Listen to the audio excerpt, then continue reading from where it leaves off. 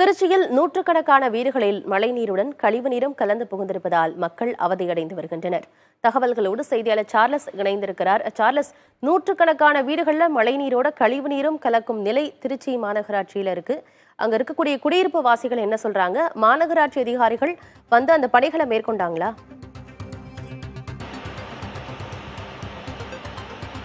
ஆனால் இந்த முதல் காட்சிகளை நாம் பார்க்கலாம். பிரத்யேக காட்சிகள் நமது ஒளிப்பதிவாளர் சசிகுமார் காண்பித்துக் கொண்டிருக்கிறேன். நாம் இப்போ தற்போது திருச்சி அண்ணா நகர் பகுதியில் பாரதிதாசன் சாலையில் இருக்கோம். பாரதிதாசன் சாலையில் நூற்றுக்கணக்கான வீடுகளில் தற்பொழுது இந்த மழை நீர் உள்ளே புகுந்தது மட்டும் இல்லாமல் கழிவு நீரும் உள்ளே புகுந்து விட்டது. உள்ளே அவர்கள் அந்த குடியிருக்கக்கூடிய குடியிருப்பு வாசிகள் அனைவரும் தண்ணீரை வெளியேற்றக்கூடிய பணியில் ஈடுபடுறாங்க. இதுவரை மாநகராட்சி நிர்வாகம் எந்த நடவடிக்கையும் எடுக்கவில்லை என்று அவர்கள் குற்றச்சாட்டை முன்வைக்கிறாங்க. காலை எடமலைப்பட்டி புதூர் பகுதியில் அன்பு நகர் பகுதியில் நகராட்சி நிர்வாகத்துறை அமைச்சர் நேரு வெள்ள நீரால் சூழப்பட்ட பகுதிகளை நேரில் ஆய்வு செய்தார். மாவட்ட ஆட்சியர் மற்றும் மாநகராட்சி மேயர், மாநகராட்சி ஆணையர் உள்ளிட்டோர் அந்த பணியில் மேற்கொண்டாங்க. ஆனால் இங்கு யாரும் வரவில்லை என்று அவர்கள் பொதுமக்கள் குற்றச்சாட்டை முன்வைக்கிறாங்க. இதைவிட மிக முக்கியமாக இந்த கழிவுநீர் என்பது வீட்டுக்குள்ளேயே வந்துவிட்டது. காரணம், பாதாள சாக்கடை பணிகள் ஏற்கனவே இந்த பகுதியில் நடைபெற்றது. நாம இப்ப பகுதியை சேர்ந்த ஒருவர் இருக்கார், அவரிடம் கேட்கலாம். சார் வணக்கம். இவ்வளவு மழை நீர் கழிவுநீருடன் உள்ளே வருவதற்கு காரணம் என்ன? எப்படி இந்த நீர் உள்ளே வருகிறது? பாதாள சாக்கடை சரிவர செய்யவில்லை.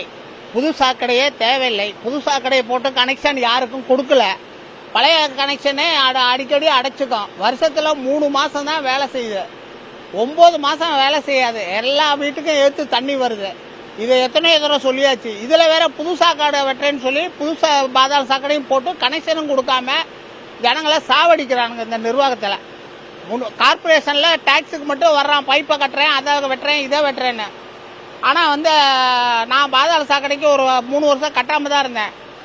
இதை வேலை செஞ்சாதான் கட்டுவேன்னு சொல்லிட்டேன். அப்புறம் அதை ரைட்டா பண்ணிட்டானுங்க. போன வருஷத்துக்கு மட்டுமாவது கட்டுங்கன்னாங்க. போன வருஷம் தான் நான் பில்லு கட்டியிருக்கேன். நான் கோர்ட்டுக்கு போற கூட இருந்தேன். அந்த ஆட்சியிலையும் அப்படிதான் இருக்குது, இந்த ஆட்சியிலையும் அப்படிதான் இருக்குது. அதனால நான் என்ன சொல்றதுன்னு சொல்லல. ஆனா டாக்ஸ் வரி இதெல்லாம் எடுத்துக்கிறாங்க. இந்த மாதிரி தண்ணி எப்ப வந்தாலும் வீட்டுல வீதி தண்ணி வெளியே வருது. மாநகராட்சி அதிகாரிகள் எதுவும் தகவல் கொடுத்தீங்களா? நாங்க கொடுக்கலைங்க. அதெல்லாம் பெட்டிஷன் அடிச்சாச்சு, எல்லாத்துக்கும் கொடுத்தாச்சு. லேடிஸ் கிளப்ல முதற்கொண்டு கம்ப்ளைண்ட் பண்ணியாச்சு. ஒருத்தரும் வர்றதில்ல, பாக்குறதில்ல. கவுன்சிலருக்கு நான் அடிக்கடி 2 மாசத்துக்கு ஒரு பாதாள சாக்கடை அழைக்கும் போதெல்லாம் சொல்ல, இந்த வண்டி வருதுன்னு 2 வண்டி தான் இருக்கு திருச்சிக்கு, அங்க வேலை செய்யுது இங்க வேலை செய்யுதுன்னு வந்து எடுத்துக்கிறதும் இல்ல. சார் வணக்கம். நீங்க இப்ப பாரதியார் தெருவில் இருக்கு, அடுத்த தெருவில் இருக்கீங்க. அங்க எப்படி இருக்கு நிலைமை? மிக முக்கியமாக கழிவுநீர் வாகனத்தை வச்சு இங்க கழிவுநீரை வெளியேற்றக்கூடிய நிலை. மாநகராட்சி அதிகாரிகளுக்கு தகவல் கொடுத்தீங்களா? சார் நாங்க திடீர்னு நைட்டு 11 மணிக்கு தண்ணி ஃபுல்லா வீட்டில் தண்ணி ஏறிடுச்சு. நாங்கள் திடீர்னு காலையிலேருந்து வீட்டை விட்டு வெளியே போக முடியாத சூழ்நிலை. ஏன்னாக்கா பொம்பளைங்க எல்லாம் புள்ள குட்டிகளாம் படுக்க முடியாது. நான் மட்டும் தான் வெளியில் நின்று பார்த்துட்டு இருக்கேன். அதனால் நானும் போயிட்டேனாக்கா வீட்டை லாக் பண்ண முடியாது. அதனால் அவங்க தான் பார்க்கணும். எங்களை எதுக்கு கார்பரேஷன் இருக்குது. மாநகராட்சியோட 28வது வார்டு. இந்த வார்டுல நூற்றுக்கணக்கான வீடுகள் இருக்கு. மாநகராட்சி கவுன்சிலருக்காவது உங்களுக்கு தகவல் கொடுத்தீங்களா? நான் வீட்டை விட்டே போக முடியாது சொல்லல சார். இப்ப எனக்கு இந்த வீட்டுக்காரங்க சொன்னாங்க, இங்க இதை எடுத்துட்டு இருக்காங்க. மின்சாரம், குடிநீர் கிடைக்கிறதா? மின்சாரம் இப்பதான் சார் வந்தது. குடிநீருக்கு வேலை இல்லை சார். இந்த சாக்கடையோட கலந்து வர்றது தண்ணி எப்படி குடிக்க முடியும்? குடிநீர் சாக்கடையே ஒன்னா வருது. எப்படி தண்ணி குடிக்க முடியும்? முக்கியமாக ஆனது இன்னொரு முக்கியமான காட்சியை பார்க்கலாம். ஒளிப்பதிவாளர் சசிகுமார் காண்பித்துக் கொண்டிருக்கிறார். சாலை முழுவதும் கழிவுநீர். இந்த கழிவுநீரை வெளியேற்றுவதற்கு இந்த வீட்டின் உரிமையாளர்கள் தனியாக வாகனத்தை, இந்த கழிவுநீர் உறிஞ்சக்கூடிய வாகனத்தை வைத்து வீட்டின் உள்ளே உள்ள கழிவுநீரை அவர்கள் எடுக்கக்கூடிய அந்த மிக பரிதாபமான சூழ்நிலைக்கு தள்ளப்பட்டிருக்காங்க. இந்த சாலை முழுவதும் கழிவுநீரும் மழை நீரும் ஒன்றாக கலந்து விட்டது.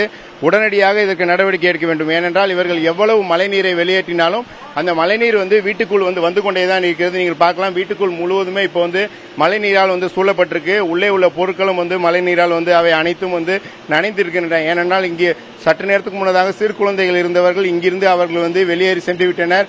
அவர்கள் வீட்டில் உள்ள பொருட்கள் மற்றவர்களை பாதுகாப்பதற்காக இங்கே ஒருவர் வீட்டுக்குள் இருக்கக்கூடிய நிலை. இதுதான் திருச்சி அண்ணா நகர் தென்னூர்ல பாரதிதாசன் சாலை உள்ள பகுதியில் வீட்டோட நிலைமையாக இருக்கிறது. மாநகர் பகுதிகளில் மிக முக்கியமாக காஜாமலை நகர், எடமலைப்பட்டி புதூர் உள்ளிட்ட பகுதிகளில் ஒரு நாள் பெய்த இந்த கனமழைக்கே வீட்டிற்குள் மழைநீர் புகுந்து விட்டது. வீடு முழுவதும் இப்ப தற்பொழுது இந்த மழைநீரால் சூழ்ந்து அந்த பொருட்கள் அனைத்தும் அவர்கள் அந்த மேஜை மற்ற பொருட்கள் அதன் மேல் வைத்து அவர்கள் இந்த பொருட்களை பாதுகாக்கக்கூடிய நிலையில் தான் இருக்கார்கள். அவர்கள் மிகுந்த சிரமத்திற்கு ஆளாயிருக்காங்க. இந்த முதல் காட்சிகளை நம்ம பதிவு செய்திருக்கோம். ஆனந்தி, இப்போ மாநகராட்சி அதிகாரிகளுக்கு இதன் மூலமா அவங்களுடைய பிரச்சனைகளை நம்ம அவங்களுக்கு தெரியப்படுத்தியிருக்கோம். உரிய தீர்வு கிடைக்கும் நம்புவோம். தகவல்களுக்கு நன்றி சார்லஸ்.